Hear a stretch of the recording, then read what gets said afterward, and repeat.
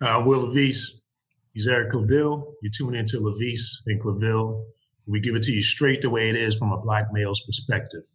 So let's get right to it. Today's show, voting rights, the attack on voting rights. Is this the new Jim Crow? You know, since the November election, Republicans lost the White House. They also lost the Senate. And there has been what many are calling an assault on voting rights as state legislators are passing bills and gearing up to pass bills that restrict voting rights. And particularly Georgia recently passed a voting restriction bill that President Biden called un-American and Jim Crow in the 21st century. ClaVille, talk about that bill and a lot of what the restrictions are, because right now you've got the New Georgia Project and the Black Voters Matter has filed a lawsuit challenging the law because they say that it violates the 1965 Voting Rights Act and the U.S. Constitution, the provision that says serve no legitimate purpose other than to make absentee, early, and election day voting more difficult, especially for minority voters. So what does the bill really do, and what are we talking about? Why is it so important? Yeah, Will, this is a very important discussion that we're having right now, because we understand in this last election in 2020, Republicans across the country lost a lot of seats that represent them nationally in their various states. As a matter of fact, has not been good. Trumpism has not been good for the Republican Party in terms of positions. Absolutely not. And if things hold as they are, we know that the country is becoming more Black and brown much earlier than 2050 as predicted in the 1990s. We're looking at closer to 2040, 2035. So we're talking 35 years here. And what we see is if this trend continues, there is absolutely no way the current Republican Party can continue to win a national election. It's just not going to happen. There would not be another Republican president ever if the Republican Party remains in this particular vein, in the way that they're going with their ideology and the way that they are campaigning and the like. So instead of changing and appealing to a broader spectrum of voters, they simply start to, and I say cheat, they start to restrict the laws. They want to change the game. Instead of changing the play, they want to change the game. Right, exactly. But again, we have seen this over and over again throughout history, whether it be voting rights, whether it be jobs, whether it be, and we're talking about the game, let's talk about coaching, Black coaches in the NFL more specifically. Well, we don't hire Black head coaches, owners don't, because they haven't had coordinator position experience. Now they have coordinator position experience. Well, you don't have experience as a coordinator of a winning team. But you have experience of a coordinator Super Bowl winning team. Well, you just didn't fit our culture. So they keep moving the ball, as you say, changing the game. But as it relates to voting rights, we see that the law that was filed, were actually signed into law by Governor Kemp, is a sweeping change in restricting voting access by restricting the use of drop-off boxes, ballot boxes, setting photo and ID requirements for absentee voters, also tightening voting rules as it relates to allowing mail-in ballots, and giving the Republican legislature more control over voting policy, procedures, and laws. And the law goes so petty that it even gets into making it illegal to hand out food and water to people standing online, waiting to vote. I mean, that's how deep and petty it gets. It's extremely petty, and the reason why they saw this because African Americans were coming out and voting in such large numbers, and because of the restrictions with COVID, coupled with the lack of access or areas to vote, they made it quote unquote illegal. Well, we're not going to give this 75-year-old mother, a bottle of water because she should have brought her own. Right. We're not going to allow them to. We're not going to supply chairs. All right, if you pass out because it's so hot. Again, very petty, and it's only intended Its only intent is to make it harder for lawful Georgia voters to participate in elections. Period. You know, you mentioned voter turnout. I wanted to give some stats to support, your point. This is according to Pew. Americans voted in record numbers in last year's presidential election, casting nearly 158.4 million ballots. That works out to more than 6 in 10 people of voting age, and nearly 2/3 of estimated eligible voters voted in the election. I mean, that's 6 out of 10 people. I mean, that's high voter turnout. Absolutely. Because of the competition, because of Trumpism, and people being riled up and people being alert and essentially being woke that voting is important and that this election is important. So to your point, if we continue to vote, and that's saying 6 out of 10, that means we can still get higher. There can easily be voting. Why can't voting be 8 out of 10? Why can't it be 9 out of 10 eligible voters? So there's still higher levels to go to.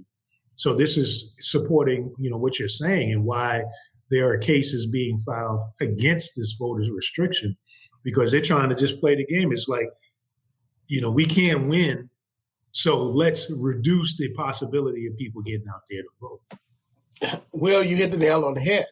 Again, I believe when more people participate in the democratic process, that's good for America, because now you have more say-so policies and people representing you from the broader spectrum of the country, which means there's more consensus in what those individuals do and how those laws are created. But in Georgia, this particular law will disproportionately impact African-American voters and also young, poor, and disabled voters, period. I mean, this is aimed directly at the heart of this democratic movement, right?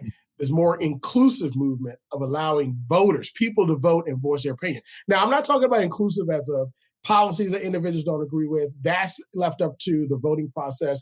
That's left up to the legislative process. That's left up to the process of how we create our laws, right? But I'm talking about allowing people in to actually vote and cast their vote. But let me go a step further, okay? So right after the election of 2020, immediately after, you have voting laws proposed by Republicans after the election in 43 states. 43. Access to the ballot. 43 of 50 states. Yeah. 43. Now, we only have 50, right? And yes, Alaska and Hawaii is a state. For those that were questioning former President Obama's legal status as a citizen. Right. But it is a state. But in 43 states, and they pre-filed or proposed at least 250 new laws. So now you have GOP lawmakers or Republican lawmakers, including Pennsylvania, who's also introduced laws to curb the record turnout in 2020, again, by just a major assault on the ballot box. Now, keep in mind that, I don't think that there's been a challenge that's been filed. It's a 35-page complaint filed in federal court in Atlanta that have alleged that this law will especially, this new legislation will suppress votes, as you mentioned, in violation of the constitutional protections and the 1965 Voting Rights Act. I think one of the major problems that we're going to have moving forward that we have to correct is the issue of pre-clearance. We have to, and that was the Holder case. We have to, Shelby County versus Holder, we have to go back and review pre-clearance. Explain a little bit in detail what pre-clearance is about for people who don't understand. Sure. So when the 1965 Voting Rights Act was created, the provision of pre-clearance was placed in the act. Pre-clearance basically had a provision where states that had historically had what we call Jim Crow era laws or suppressed the votes of African Americans had to first, they could pass whatever law they want, but they had to first then submit it to the U.S. Department of Justice, Civil Rights Office, where they review their plans to change their voting laws or even their lines in which they created to change or configure voting districts to ensure that it was in line with the Constitution. With federal law. So it had to pass the smell test that it wasn't discriminatory. Absolutely. And we stopped a lot of procedures and laws that would have damaged the opportunity for communities to elect the candidate of their choice. So if we can go back to that, that's going to help us tremendously. But the other issue that we're looking at is, keep in mind, Georgia was at the forefront with their Secretary of State, where the president, former President Trump, was trying to bully them to find 10 or 11,000 extra votes. I mean, voter fraud at its highest, right? On tape. And as a matter of fact, he was harassing him so much that the Secretary of State, who's also a Republican, actually called for their attorney to be there while the president was talking. Right. Because what was happening was illegal. He was protecting himself. So while the attorney was there, the president was still forcing them, hey, I just need 11,000 ballots. Y'all find me something, because again, we're lying, but I need you to help me with this lie.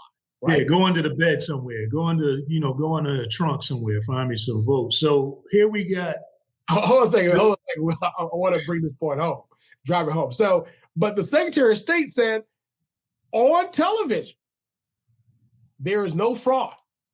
Right. We had this record number of turnout ballot of voters, record number of new ways of access to the ballot drop-off box because of COVID-19. We opened up more polling stations. We had the stadium, the sports stadiums open up in Atlanta. We had mail-in voting, which was slowed down intentionally by DeJoy, President Trump appointee. But with all of that, there was no fraud found in Georgia election. He said that multiple times, press conference, and a plea from the Georgia election officials asking people, please stop this lie because our staff, state workers, are being put at risk. People are following them home. People are harassing them. And he said, y'all stop because somebody's going to get killed. Go back and look it up. It's there. Right. So if there's no fraud, if there's no laws broken, then why the restriction on voting laws? Doesn't make sense. That's the key question. So you got the election, this past election in 2020, 7% higher than the previous national election of 2016. So you've got this heightened interest among Americans of coming out to vote, which is something that we need because, quite frankly, with low voter turnouts being in the 25 to 28% nationally and in many local elections being even lower, it's like we're not taking voting seriously. So now, as a nation, we are clearly starting to take voting seriously, trending upward in terms of participation. And then you're going to have more laws put into place to restrict people's ability to get out and vote. Now, to be fair, the Republicans and those who are putting these laws in place are saying, no, they're not restrictive. No, it's not about trying to stop people from voting. It's about making sure that the right people who are legal should be voting are able to vote. Well, what do you say to that? That makes no sense. I mean, you literally just outlined the pettiness of some of these restrictions. Mm-hmm. You can't hand out food or water. I mean, is that going to, how is that making sure that the right people vote? And again, if your argument, if your evidence to the false accusations of voter fraud was that there was no voter fraud, then why are these laws needed? Again, you actually destroy your own rationale with your last rationale, which was true, that there was no fraud. So again, it's one of those things where when the ruling majority start to see they're losing their power, they pull out all the stops in order to limit limit individuals trying to encroach upon their quote unquote power that they have. Listen, power is never given, it's always taken. And this fight for voting rights is a fight that we had. Now keep in mind, this is for 2024, right? These laws. But really we had this fight back in 1964, 1954. Let's go back and take a look at the voting restrictions that we had in 1954. Yeah, connect those dots, because I think a lot of times we either forget that there's a history here, or we think that these things are new. And a lot of times that is actually the thing that those who would restrict laws or restrict liberties are banking on, that we'll forget that there's no real dot, there's no real lineage, there's no real history here, that this is not something that we faced before. So yeah, connect those dots to help people to see the connection between, now and back when the Voting Rights Act was enacted in the first place. Yeah. So number one, you had what's called literacy tests, where you had to be able to read or write the Constitution or a provision in which that district made. And all of these were not placed upon every citizen. They were only placed upon Black citizens. Because again, Black citizens were now given the right to vote. Right. Secondly, you had what's called a poll tax. You had to pay a certain amount of money in order to vote.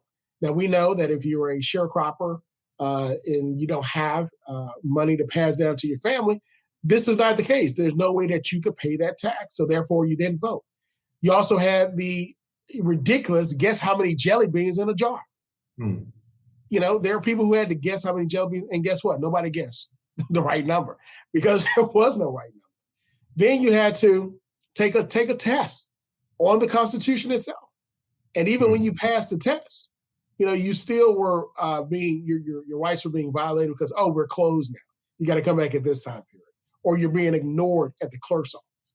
And then the grandfather clause. If your grandfather can vote, then you can't vote. Right. Well, guess what? You stop now at least two generations. Your generation, the generation of your children, right? And then you. And until they actually have children, right? Because now you have two generations that can't vote. Only the third generation may be able to vote because maybe by that time you'll catch up where somebody's grandfather was able to vote in that family. So again, these are all restrictive, also restricting voting places to vote. We saw this in North Carolina during the 2016 election, where there were immediately after the Holder case, they restricted and cut out, I think, about 15 polling areas in that county of North Carolina, right? And then you only have one place to go vote. So if you can't catch a ride, if it's over, imagine taking away 15 places to vote and you have one left. Imagine the number of people that will converge on that one location. Right. And then imagine the amount of water and food that's needed in chairs because people are waiting in line. Right. Will I give a personal story? I was actually participated as a voter protection attorney for one of the elections during the Obama term.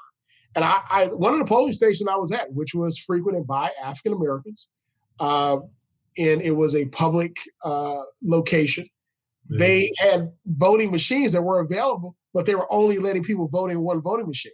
Wow. I said, listen, open this thing up. Let these people in. You had people waiting in line for excessive times. And most of them were students from HBCUs in the area, and also other African Americans that lived in the area that had to get to work, right? Mm-hmm. So they got out of line. Some had to leave, some had to come back and the like. But when, again, it's these challenges and the excuse that was given by the older white female that was there and the older white male that were the poll watchers in that precinct, right, for an African American area, was that we almost lost it last time.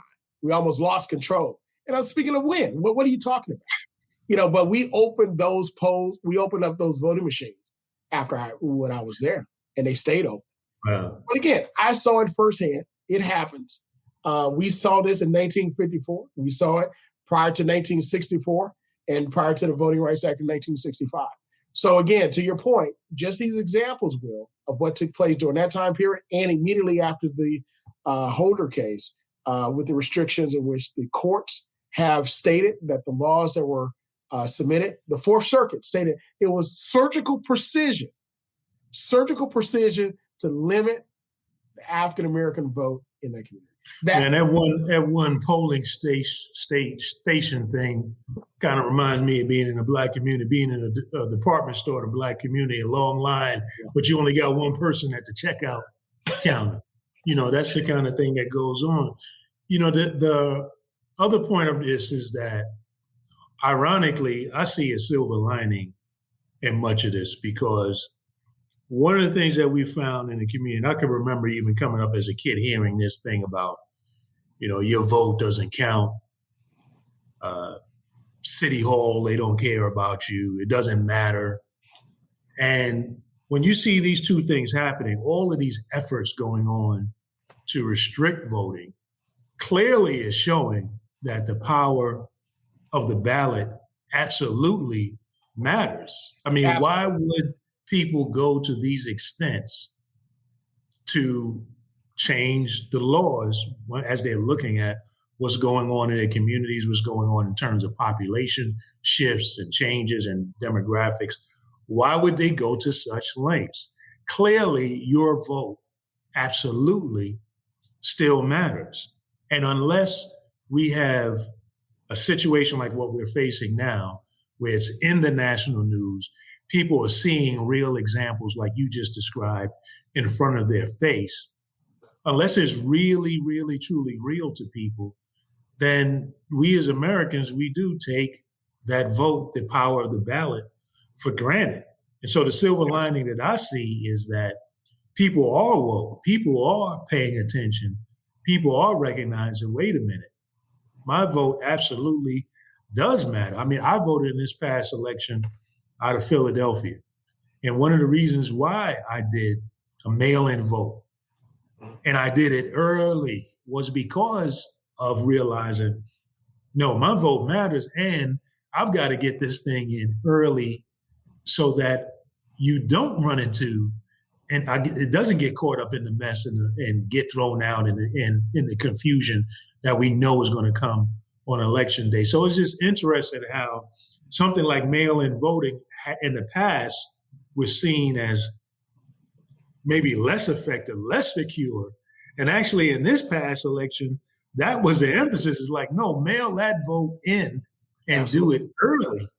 So it's just interesting that we're in this era now where some of the paradigms, some of the ways of thinking that we may have had about voting, about what matters, what doesn't matter, what's more effective, what's less effective, are changing. And the big message that's coming across, unless you're just asleep and not paying attention, the big message that is coming across in all of this is that your vote absolutely does matter.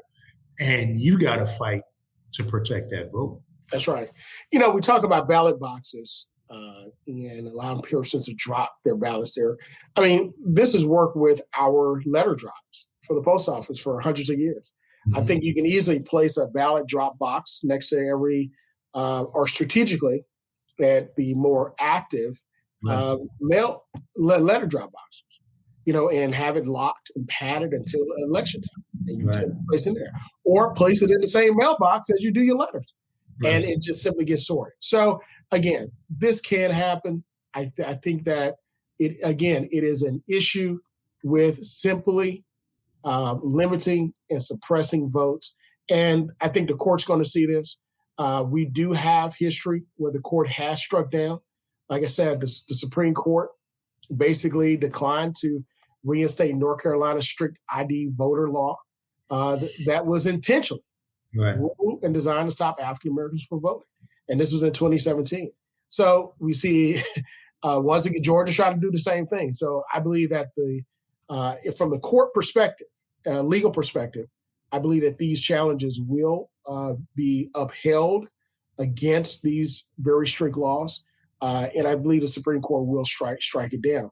I believe the Supreme Court is still at a point where you do have individuals on the court, and I know that former President Trump thought it would be a little different. They'll be loyal to him, but they are loyal to the Constitution. Right.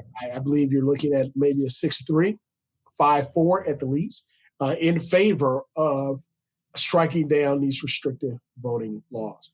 Now, one area that they may not strike down is allowing the state legislature more control over those voting laws, because again, every state is given the right to hold procedures and hold elections and for their state, but they have to be congruent and in line with the Constitution in the various acts of federal law, such as the Voting Rights Act. So I think that may be upheld, but I think all these others will probably be struck down.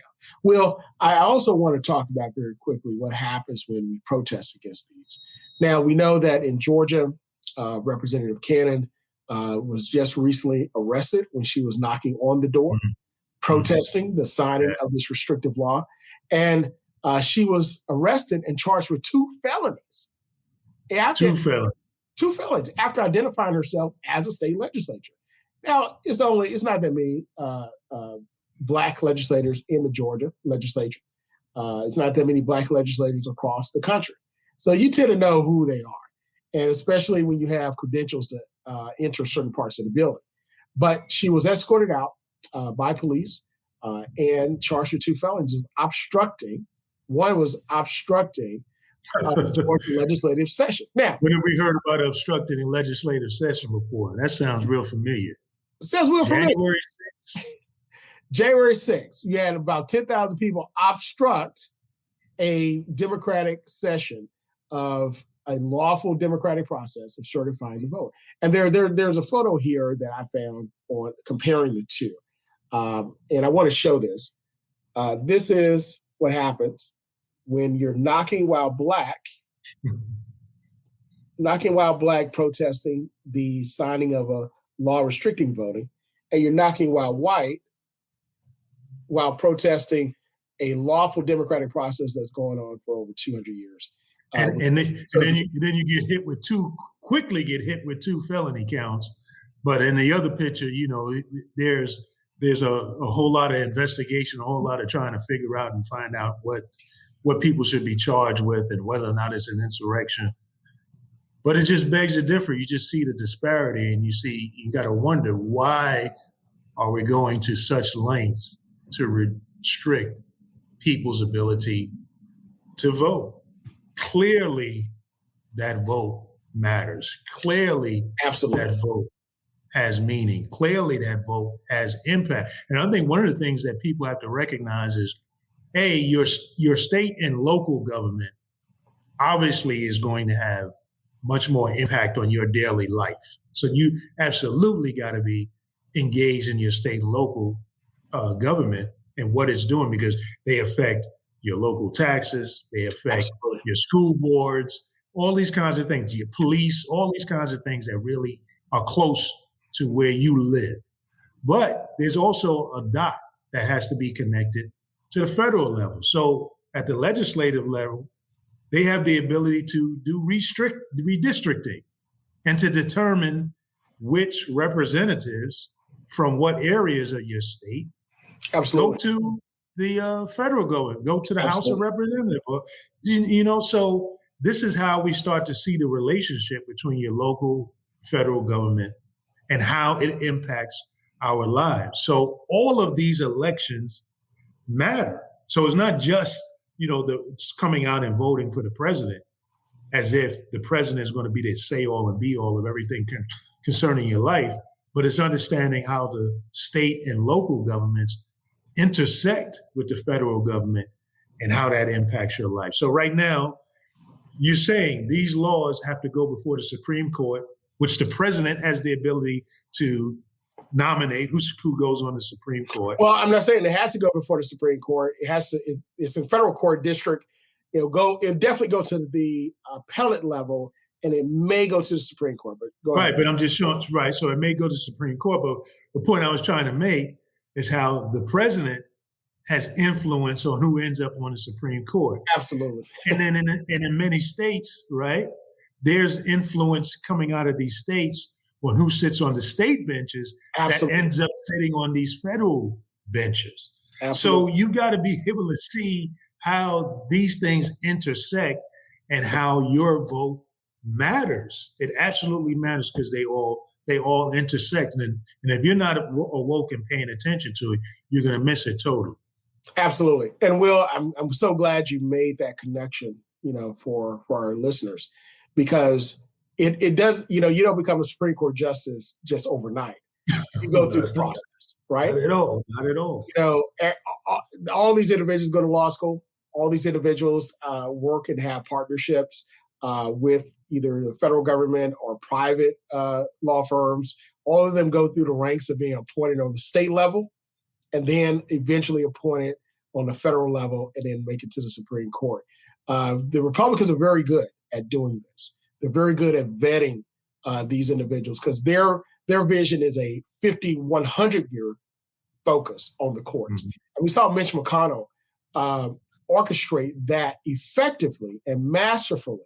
Now, say what you want about him, but based on him skirting the rules and having the vision to influence the court with a conservative majority, really for the next 40 years, I think that's a case study. That's a case study for political scientists for for definitely the next 25 years. Right. But again, I want to look at a compare and contrast. Look what Georgia did to restrict voting, but I don't want to forget about Virginia, the Mid-South state. What happened in Virginia?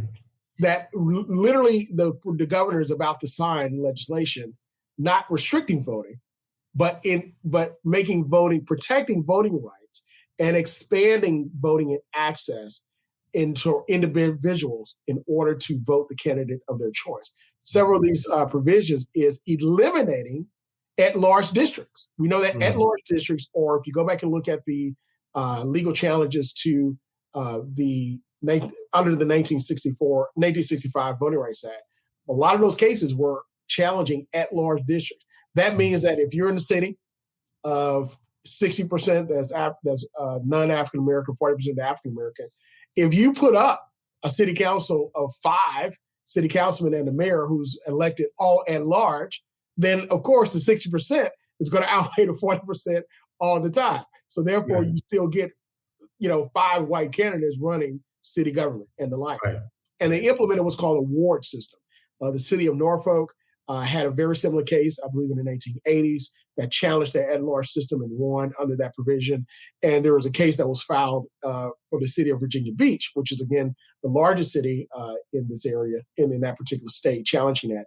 But the law that's going to be signed by the end of this month by the governor of Virginia is going to eliminate all at-large districts across the state and allow only for ward districts where you can vote the candidate of your choice. So you have more representation in as you mentioned, Will, in those city elections, those state elections. And then secondly, what it also does, it eliminates mid-year elections in June and May. Mm-hmm. And all elections now on the state level, school board, city council, state elections are all now in November. And why is that important? Because voter suppression also happens when you have the election. So most people are not thinking about, I got to go to the polls and vote in June. Most people are trying to get their kids out of school, vacation, and the like. So now November is the election day for all state elections here in the Commonwealth of Virginia, including the federal elections. So when you look at compare and contrasting what happens when you have a Democratic-led legislature with a Democratic governor and a Republican-led legislature and a Republican governor in southern states, you see the difference.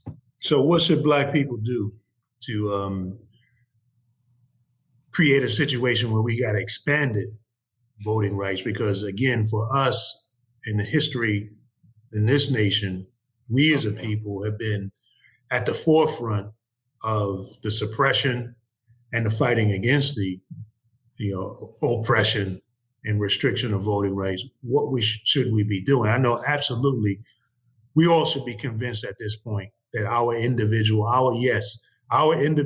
vote absolutely matters. What do you see folks should do?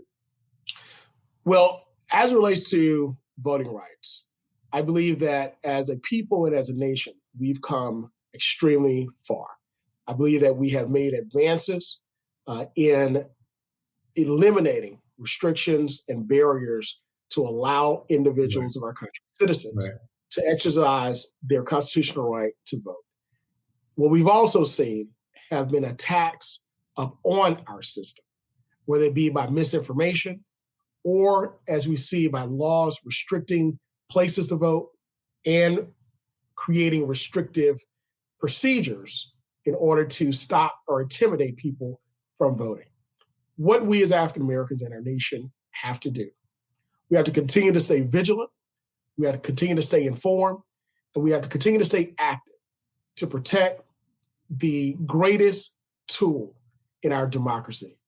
And as the great John Lewis stated, our greatest nonviolent weapon in our democracy, and that is the ability to cast our vote for the candidate of our choice, for the policies that we see for our nation moving forward and continuing to be the beacon of light for this world in these United States of America.